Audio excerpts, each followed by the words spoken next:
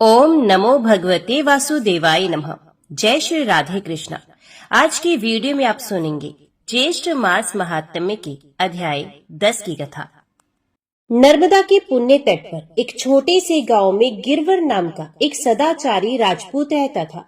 घर में बूढ़े माता पिता थे, गौरी नाम की पतिव्रता पत्नी थी और एक छोटा लड़का था। लड़के का नाम था उदा।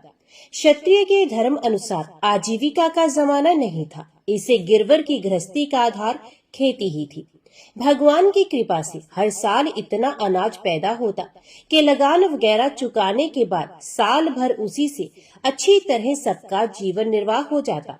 अन्न खरीदने की तो जरूरत होती ही नहीं, कपड़े लत्ते की आवश्यकता भी सब खेत के अनाज से मजे में पूरी हो जाती। गिरवर और गौरी बूढ़े माता पिता की सेवा मन लगाकर करते।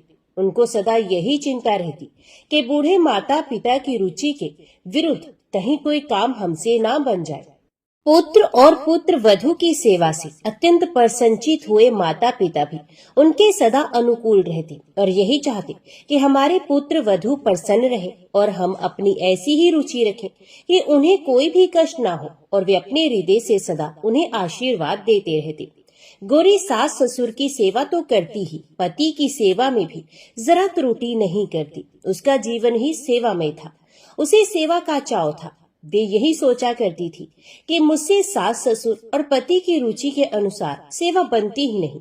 सास ससुर और पति का भी गौरी पर बड़ा ही स्नेह और प्रेम था। वे भी सदा उसे सुखी ही देखना चाहते थे। छोटा लड़का उदा भी माता पिता का सदा आज्ञाकारी रहता था। सबसे बड़ी बात तो ये थी कि घर में सभी श्री भगवान के भक्त थे। सब मिलकर रोज भगवान की पूजा करते और भगवान के सामने कीर्तन करते। गिरवर पढ़े लिखे ज्यादा नहीं थे, परंतु विद्या का जो चरम फल भगवान में विश्वास है वे उन्हें प्राप्त था। वे सदा इसी निश्चय पर रहते थे कि भगवान जो कुछ करते हैं सब कल्याण ही करते हैं। यद्यपि उनकी ये धारणा सच्ची थी, परंतु भगवान तो इसको और भी प्रत्यक्ष करके सबको दिखाना चाहते थे।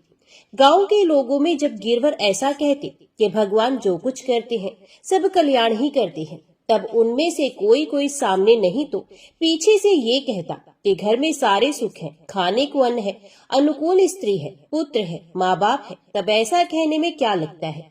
दुख में ऐसा कहे तब माना जाए कि गिरवर सचमुच ऐसा ही मानती है। गिरवर के कर्म फल भोग का समय आया। भगवान की इच्छा थी, वे गिरवर का गौरव विशेष बढ़ाना चाहते थे। घटना चक्र बदला। गिरवर के माता पिता का देहांत हो गया। गिरवर को इससे बड़ा दुख हुआ। दुख इसलिए नहीं कि माता पिता से कोई खास सहारा था सो टूट गया। दुख इस बात से हुआ कि अब माता पिता की सेवा का सौभाग्य नहीं रहा। सचमुच माता पिता के सेवा का सुअवसर बड़े पुण्य से ही मिलता है। जो लोग जीवित माता पिता की सेवा नहीं करते और उनकी अवहेलना करते हैं, वे पीछे बहुत पछताया करते हैं, परंतु वे अवसर तो जीवन में फिर कभी मिलता ही नहीं। गिरवर को इस बात से मन में बड़ा दुख हुआ, परंतु उनके इस निश्चय में कोई अंतर नहीं पड़ा कि भगवान जो कुछ करते हैं सब कल्याण ही करते हैं। लेकिन वे समझ नहीं पाए कि इसमें कल्याण क्या है। थोड़े ही दिनों बाद 8 वर्ष का बच्चा उदा एक दिन अपनी माँ के साथ नर्मदा में नहाने गया था। माँ कपड़े उतार रही थी। उदा जल में घुसा कि एकाएक घड़ियाल उसका पैर पकड़कर खींच ले गया। बालक चिल्लाया, अरे भगवान, हे ठाकुर जी, मुझे बचाओ। माँ रो उठी। उसने बहुत शोर मचाया, कोई मेरे बच्चे को बचाए। लोग दौड़े, परंतु घड़ियाल तब तक उसे लेकर गायब हो चुका था। गौरी रोती पीटती घर पहुंची। गिरवर उस समय भगवान की पूजा कर रहे थे। गौरी ने रोते रोते सब हाल सुनाया। भगवान की पूजा समाप्त करके गिरवर उठे। उनके मुंह से अभ्यासवश सहसा निकल गया, भगवान जो कुछ करते हैं सब कल्याण ही करते हैं। पीछे जरा सकुचाए भी कि पुत्र शोक से पीड़िता गौरी को मेरे ये शब्द शायद बुरे लगे होंगे, परंतु अंतर आत्मा ने फिर यही कहा कि बात तो सच यही है, भगवान तो कल्याण ही करते हैं। उन्होंने गौरी से कहा, तुम रोती क्यों हो? ये भी सोचो कि संसार में कौन किसका है। ये तो मुसाफिर खाना है। मुसाफिर आते हैं, एक जगह ठहरते हैं, तरह तरह के संबंध जोड़ लेते हैं, फिर अपने अपने समय पर सब अपनी अपनी राह चल देते हैं। संसार का ये नाता स्थायी थोड़े ही है। आज जो पुत्र बना है, संभव है वही कभी पिता बना होगा। और कभी हमारा शत्रु भी बना होगा। सब जीव अपने अपने कर्म फल भोग के लिए नाना योनियों में जन्म लेते हैं और उस जन्म का भोग समाप्त होने पर चले भी जाते हैं।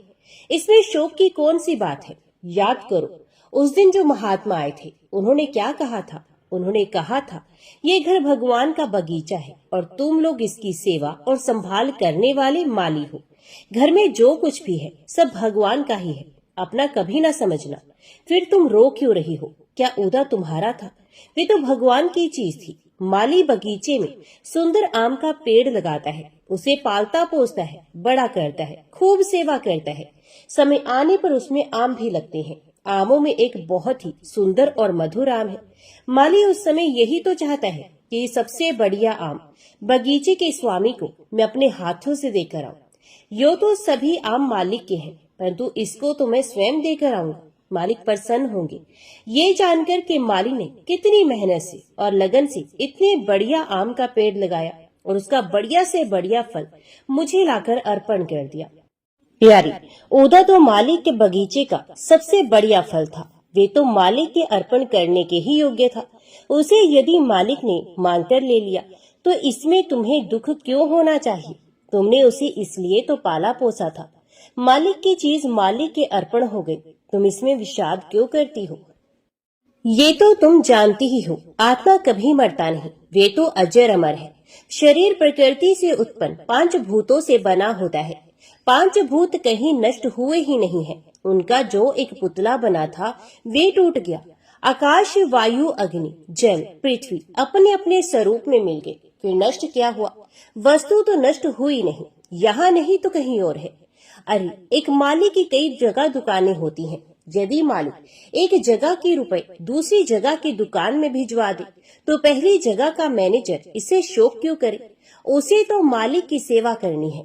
रुपए कहीं नष्ट तो हुए ही नहीं, वे तो मालिक की दुकान में ही रहे, यहाँ नहीं वहाँ से ही। तुम सोचो, उदा की आत्मा कहीं नष्ट तो नहीं हो गई, वे कहीं ना कहीं भगवान के राज्य में ही होगी और निश्चय ही होगी, भगवान की देख रेख में।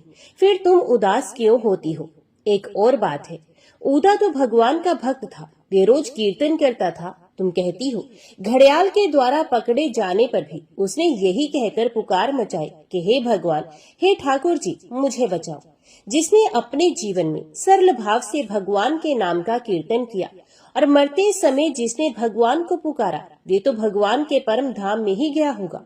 प्यारी, ऐसे पुत्र के लिए तुम शोक क्यों करती हो? सच्ची माता तो वही है जो अपने संतान को परम सुखी बनाए। भगवान का धाम तो नित्य आनंदमय है, उदा वहीं तो गया है। फिर तुम दुखी क्यों होती हो? फिर ये भी कौन कह सकता है कि वे मर ही गया है? संभव है वे बच गया हो और इसी जीवन में तुम्हें फिर मिल जाए। भगवान की लीला विचित्र होती है, किसी भी दृष्टि से सोचो, शोक का कोई कारण ही नहीं है। विश्वास करो, भगवान जो कुछ करते हैं सब कल्याण ही करते हैं। तुम शोक छोड़कर भगवान की कृपा पर विश्वास करो और उनके स्मरण में चित्त लगाओ। पति की सीख सुनने से गौरी का हृदय कुछ शांत हो गया। उसने कहा, स्वामी, आपका कथन बिल्कुल सत्य है। मैं मोहवश रो रही थी, अब मुझे विश्वास हो गया कि भगवान जो कुछ करते हैं सब कल्याण ही करते हैं।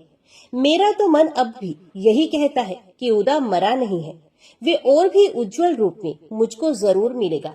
मिले या ना मिले, हमें क्यों उसके मिलने की चाह हो और क्यों ना मिलने का दुख हो। भगवान जैसा चाहेंगे वही होगा और उसी में मंगल होगा। मिलेगा तो भगवान की वस्तु है, हम उसकी सेवा करेंगे, नहीं तो भगवान जो दूसरी सेवा सौंपेंगे वही करेंगे।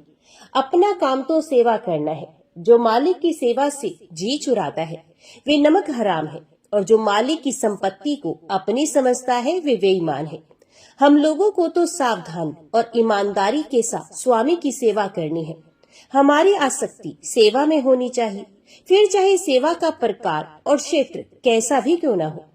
प्रकार और क्षेत्र का चुनाव स्वामी ही करे, हमें तो बस सेवा के लिए शक्ति और सुअवसर मिलता रहे। गिरवर ने गंभीरता से ऐसा कहा। धन्य है स्वामी आपकी निष्ठा को। इतना कहकर गौरी चुप हो गई।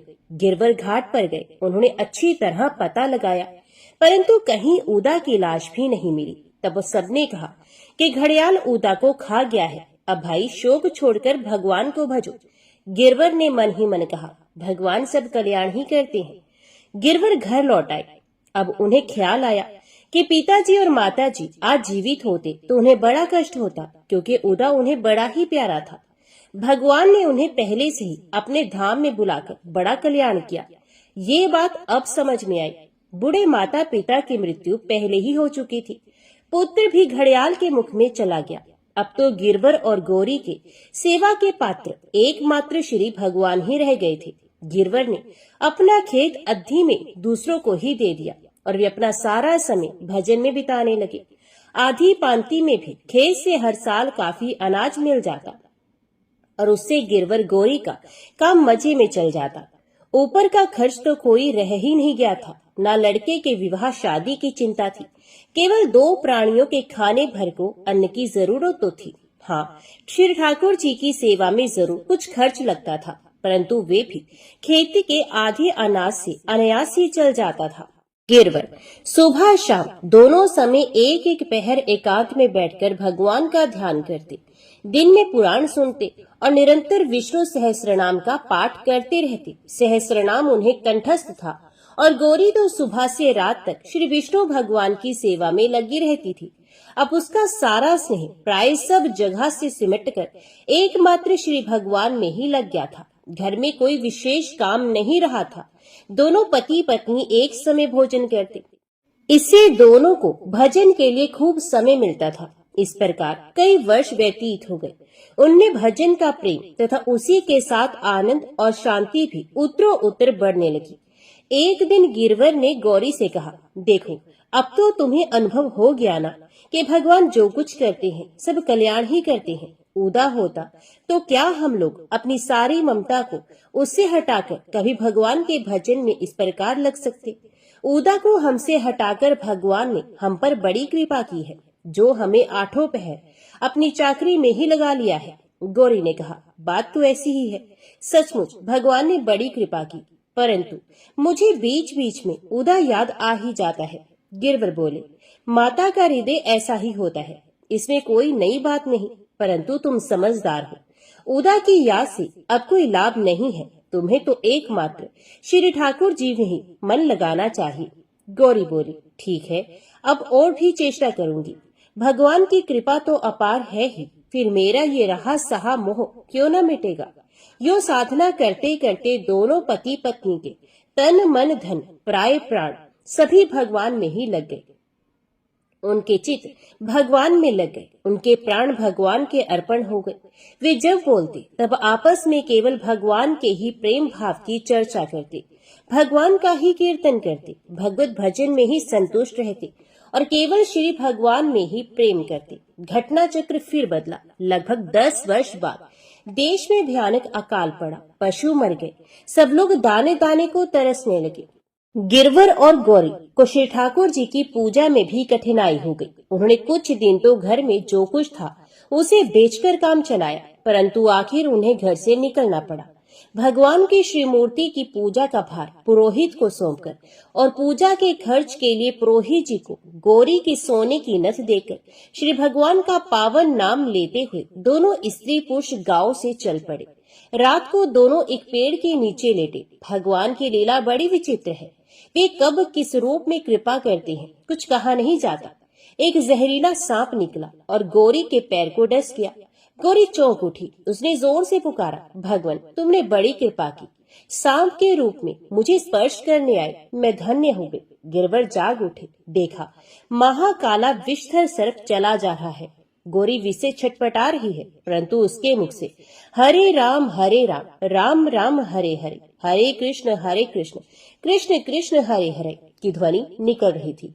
गिरवर ने भी उसी ध्वनि के साथ अपनी ध्वनि मिला दी। विष चढ़ने के साथ ही गौरी की कीर्तन ध्वनि कुछ मंद पड़ने लगी। अंतिम श्वास तक गौरी के मुख से भगवान का नाम निकला। श्वास बंद हो गया। चांदनी रात में गिरवर ने देखा गौरी के मुख पर विलक्षण तेज छाया है। ये मानो मुस्कुरा रही है।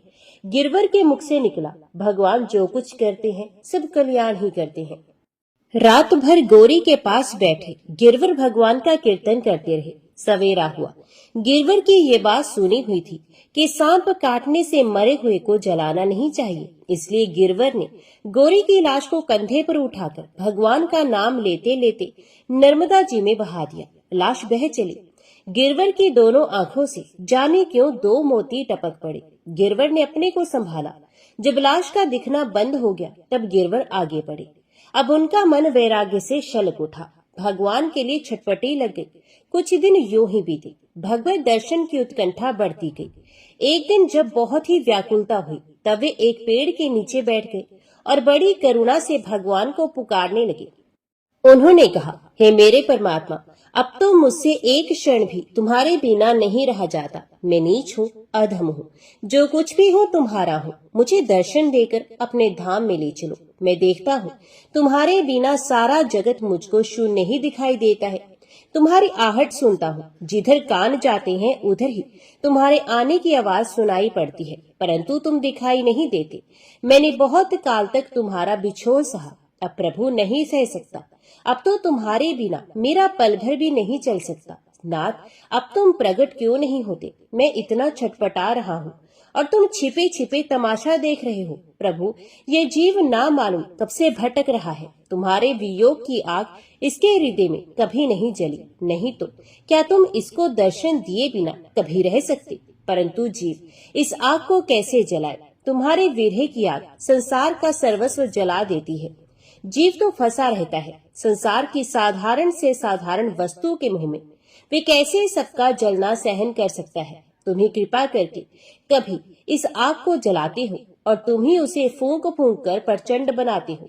तुमने बड़ी दया की, तुम्हारे अनुग्रह का मैं क्या बखान करूं, जो तुमने इस अधम के हृदय में ऐसी सर्व संहारिणी आग लगा दी। जब आग लगा दी तो अब तुम ही आकर अपनी दुर्लभ रूप सुधा धारा से इसे शांत करो। अब यह आग और किसी तरह बुझ ही नहीं सकती। प्रभु, मेरे अंतर्दम आओ और इस आग को बुझाने आओ। परंतु प्रभु, ये भी तो मेरी दुर्बलता ही है जो मैं इस आग को बुझाना चाहता हूँ। नहीं नहीं, आग और भी प्रचंड रूप धारण करे, भस्म कर दे सब कुछ। मैं कह रहा हूँ इसे भी बिल्कुल जला दे, खाक कर दे। बस एकमात्र तुम ही रह जाओ और फिर तुम आओ तो तुम्हें इसके खाक के ढेर में बस तुम्हारी ही मूर्ति मिले। बढ़ाओ बढ़ाओ, हे प्रचंड अग्नि में प्राण फूंकने वाले महान अग्नि, अपनी ज्वाला को।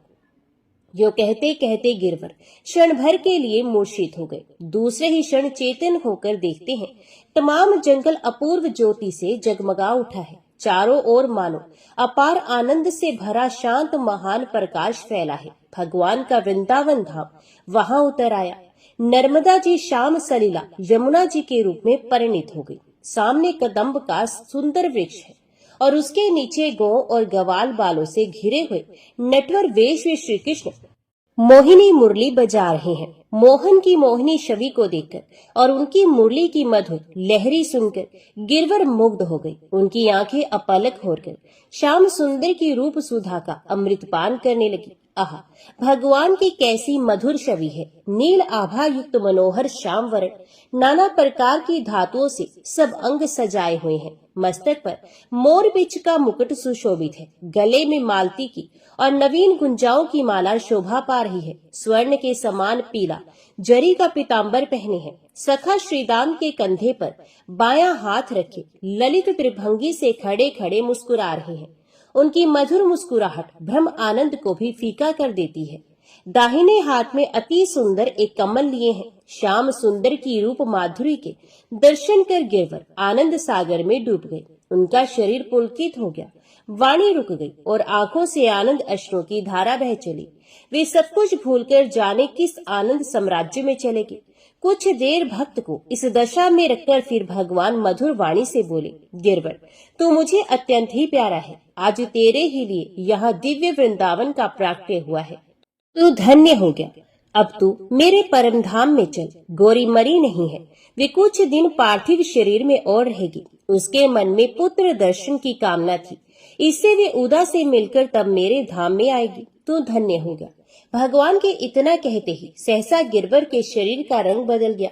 वे ज्योतिर्मय हो गया। कुछ ही क्षणों में उसमें से ज्योति का एक पुंज निकला। ज्योति पुंज के निकलते ही शरीर निष्प्राण होकर जमीन पर गिर गया और वे ज्योति पुंज देखते ही देखते सुंदर दिव्य शरीरधारी एक कृष्ण सखा गोप बालक के रूप में परिणित होकर श्री कृष्ण के चरणों पर गिर गया। भगवान ने उसे बड़े प्रेम से उठाकर हृदय से लगा लिया और फिर तुरंत ही अपने सब सखाओं और वृंदावन सहित भगवान अंतर ध्यान हो गए। गिरवर का मृतदेह जंगल में एक पेड़ के नीचे पड़ा रह गया। गौरी का शरीर बहते बहते किनारे का एक बड़ा पेड़ टूटकर नदी में गिर पड़ा था। उसमें उलझकर अटक गया था। 7 दिन देह उसी में उलझा रहा। आश्चर्य की बात तो ये है कि 7 दिनों में किसी भी जल जंतु या मांसाहारी पक्षी ने उसे छुआ भी नहीं। 8वें दिन लहरों की चोट खाते खाते शरीर उलझन से निकला और आगे बह चला। वहां से थोड़ी ही दूर पर नदी किनारे एक सिद्ध महात्मा रहते थे। वे नर्मदा में स्नान करने आए थे। भगवान के विधान से उसी समय गौरी का शरीर बहते बहते उसी जगह किनारे आ गया। महात्मा की दृष्टि उस ओर गई। उन्होंने अपने योग बल से सब बातें जान ली और उसे जीवित समझकर वे बाहर निकाल लाए। देह को जमीन पर रखकर उन्होंने हाथ में जल लिया और उसे अभिमंत्रित करके देह पर छिड़क दिया। जल के छींटे लगते ही गौरी भगवान के नाम की ध्वनि करती हुई वैसे ही उठ बैठी जैसे कोई नींद में सोता हुआ आदमी जाकर सहसा उठ बैठे। गौरी ने अपने सामने एक तेज पुंज वृद्ध तपस्वी को देखकर उनके चरणों में प्रणाम किया। महात्मा ने उसको अपनी कुटी पर ले जाकर एक मधुर फल देकर कहा कि बेटी इसे अभी खा लो। आज्ञा पाकर गौरी ने फल खा लिए। फल खाते ही वे पूर्ण स्वस्थ हो गई। शरीर में बल आ गया, मन में तेज आ गया। उसे ऐसा मालूम हुआ मानो मन सारे संसारों के बोझ को उतारकर हल्का हो गया हो।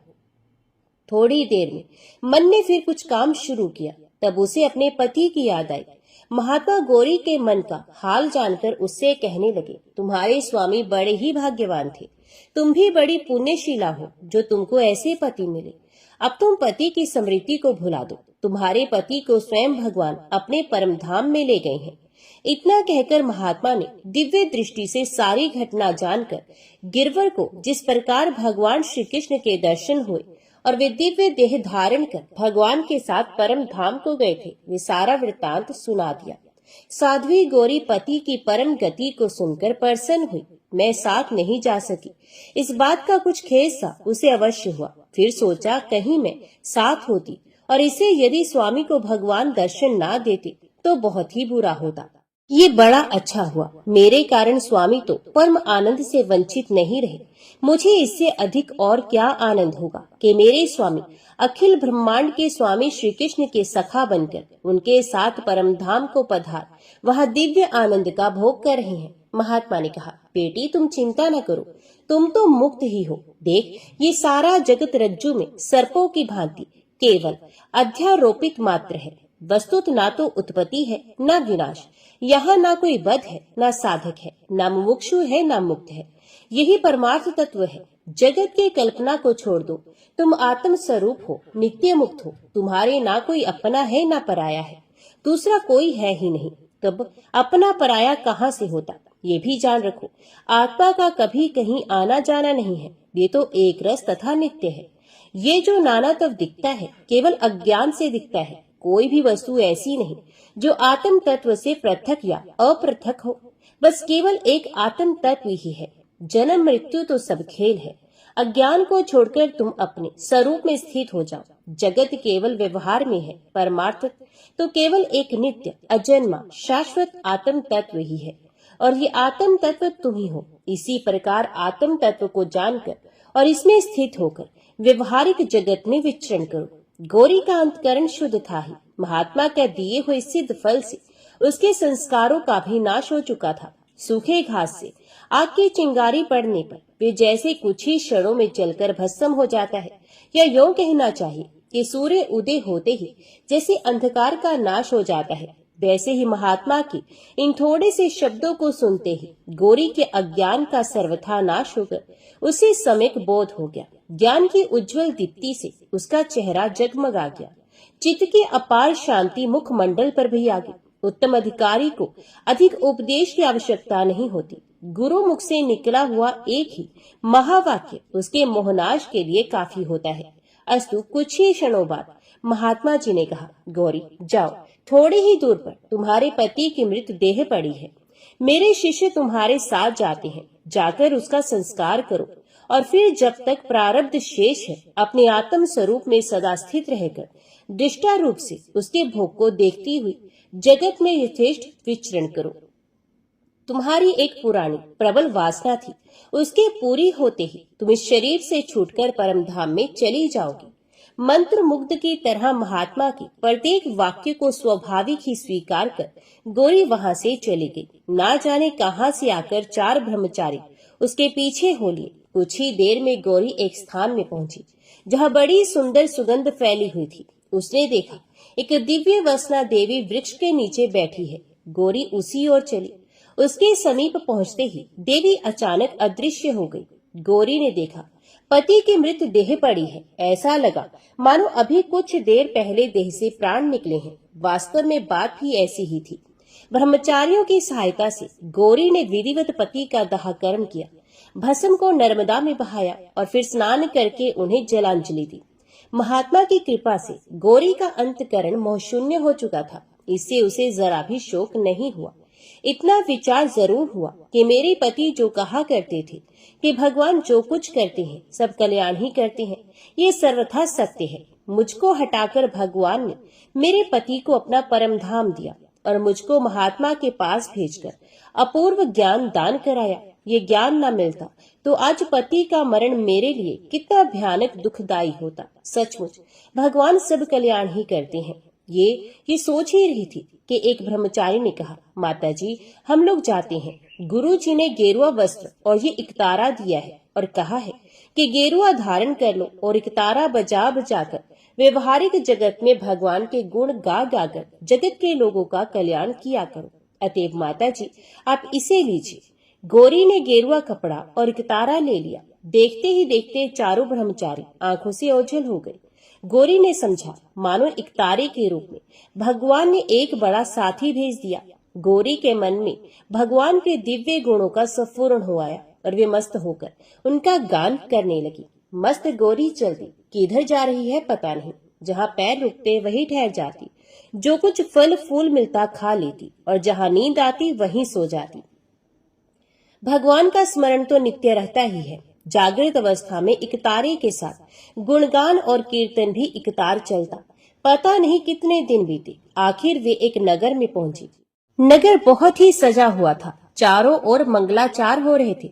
सब लोग आनंद मगन थे। गौरी अपने आनंद में मस्त थी। वे किसी दूसरे ही राज्य में थी। उस पर नगर के आनंद का कोई प्रभाव नहीं पड़ा। लोगों की दृष्टि में वे पगली थी। वृद्ध राजा के इकलौते पुत्र उदयराज का कल ही राज्य अभिषेक हुआ था। सुयोग्य कुमार को राज्यभार सौंपकर राजा चतुराश्रम में प्रवेश कर वन को चले गए थे। नगर में राज्य अभिषेक का उत्सव है। आज नए राजा का प्रथम दरबार है। नगर के खास खास लोग दरबार में उपस्थित होने जा रहे हैं। सारी प्रजा में आनंद छाया है। नगर के और गांव से आए हुए लोग इधर उधर नगर की सजावट देखते फिरते हैं। चारों ओर भीड़ लगी है। पगली सन्यासिनी भी अपनी राग अलापती जिधर मुंह जाता है उधर चली जा रही है। चलते चलते वे महल के द्वार पर पहुंच गई और ना जाने क्यों वे वहीं खड़ी होकर बड़े ही मधुर स्वर में भगवान के गुणगान गाने लगी। उसके भजनों ने लोगों को आकर्षित कर लिया। वहां भीड़ इकट्ठी हो गई। भजन की सुमधुर ध्वनि महल में पहुंची। सुरीली आवाज सुनकर राजमहल की स्त्रियां अटारियों पर चढ़कर भजन सुनने लगी। सन्यासिनी का परिचय जानने की लालसा सभी के मन में जाग गई।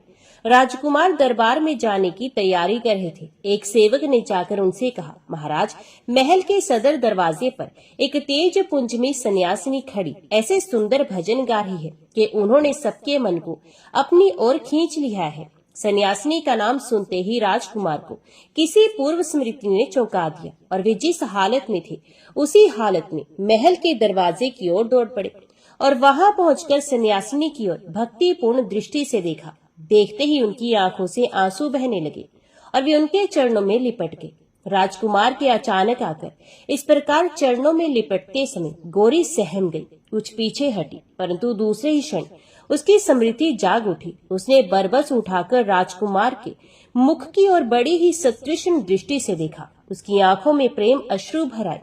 राजकुमार को उसने हृदय से लगा लिया और बोली, मैं क्या ये स्वप्न देख रही हूँ? क्या मेरा उदा ही मेरी छाती से लिपटा है? राजकुमार ने रोते रोते कहा, माँ, मैं तेरा उदा ही हूँ। तेरा उदा बड़ा ही बड़भागी है जो आज उसको इस अवस्था में माँ की चरण रज प्राप्त हुई। आम रास्ते पर राजकुमार और सन्यासिनी की इन चेष्टाओं को देखकर और उनकी बातें सुनकर राज्य कर्मचारी और राज्य के लोग सब चकित रह गए। राजकुमार सन्यासिनी को महल में ले गए और उन्हें ऊंचे आसन पर बैठाया। रानी से कहा, सास के चरण वंदन करो। मैं मात्रहीन आज माँ की गोद पाकर कृतार्थ हो गया और तुम भी सास की सेवा का सौभाग्य पाकर धन्य हो जाओ। राजकुमार गौरी के चरणों में बैठ गया। गौरी की विचित्र दशा है। महात्मा के उपदेश से एक ओर तो वे जगत को स्वप्न देख रही है और दूसरी ओर पुराने संस्कारशील रूप से आकर उसे पुत्र स्नेह में बांधना चाहते हैं। वे चुपचाप बैठी है। राजकुमार ने आज्ञा दी, दरबार संध्या को होगा। आज माता जी का शुभ आगमन हुआ है, इससे अभी सारा राज परिवार इनकी सेवा में रहेगा। दरबार स्थगित हो गया। राजकुमार ने माता जी से कहा, माँ, तुम बोलती क्यों नहीं? क्या मुझे भूल गई? मैं तो सचमुच ही भूल गया था। तुम्ही ने तो परसों रात को आकर मुझे सब बातें स्मरण कराई। तभी से मैं प्रतीक्षा में था कि कब तुम आती हो और कब मैं तुम्हारे चरणों का दर्शन कर कृतार्थ होता हूँ। अब गौरी की जुबान खुली। उसने कहा, मैं परसों कब आई थी तुझे स्मरण कराने, और तू मुझे कैसे भूल गया था? पहले तो ये बता, तेरे प्राण कैसे बचे और तू यहाँ कैसे आया? राजकुमार ने कहा, माँ, तुझे याद ही होगा कि मुझे घड़ियाल ने पकड़कर जल में खींच लिया था। उसके बाद घड़ियाल पानी के अंदर ही अंदर मुझे बहुत दूर ले गया। इतने में ना मालूम पानी के अंदर किस जानवर ने आकर घड़ियाल पर हमला किया कि वे घबरा गया। इसी बीच में मैं उसके मुंह से छूट गया। मुझे बहुत ही कम होश था। यद्यपि मैं बहुत नादान था, तथापि पिताजी की ये बात जो वे बार बार कहते थे कि भगवान जो कुछ करते हैं सब कल्याण ही करते हैं, मुझे याद थी। उसी से मुझे कुछ ढाढ़स मिलता था। मैं घड़ियाल से छूटकर एक बार ऊपर आकर डूबने लगा। इतने में एक नाव मेरे समीप आई और नाव वालों ने मुझे उठाकर नाव पर चढ़ा लिया। नाव पर आते ही मैं बेहोश हो गया। कई दिनों के बाद जब मुझे होश हुआ तो मैंने देखा कि मैं एक बड़े अच्छे महल में पलंग पर सोया हूँ। बहुत से सेवक मेरी सेवा में लगे हैं और एक तेजस्वी वृद्ध पुरुष मेरे सिरहाने की ओर बैठे मेरे मस्तक पर हाथ फेर रहे हैं। मेरी आंखें खुली देखकर वे बहुत ही प्रसन्न हुए और समीप ही बैठे हुए एक गौर वर्ण वृद्ध सन्यासी से बोले, महाराज, आपका वचन सत्य हो गया। आज ठीक 21वां दिन है। मैं धन्य हो गया।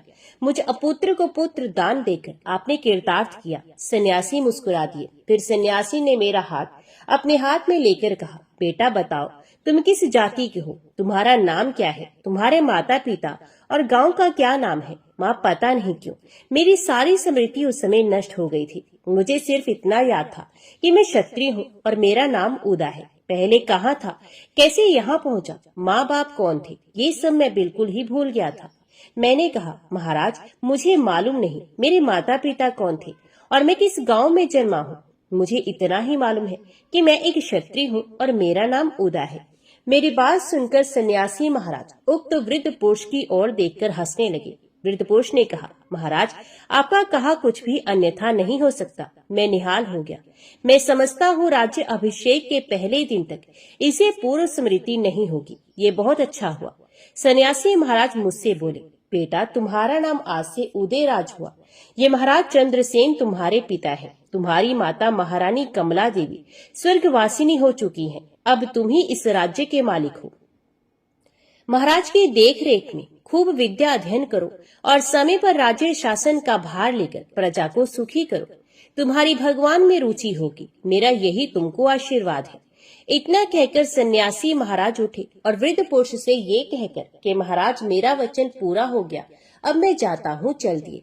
महाराज चंद्रसेन ने उनको साष्टांग प्रणाम किया और उनसे आशीर्वाद पाकर अपने को धन्य माना। बस तब से मैं यही सुखपूर्वक रहा। मेरी सेवा के लिए दास दासियां, देख रेख के लिए सरदार और पढ़ाई के लिए सुयोग्य गुरुओं की नियुक्ति हो गई।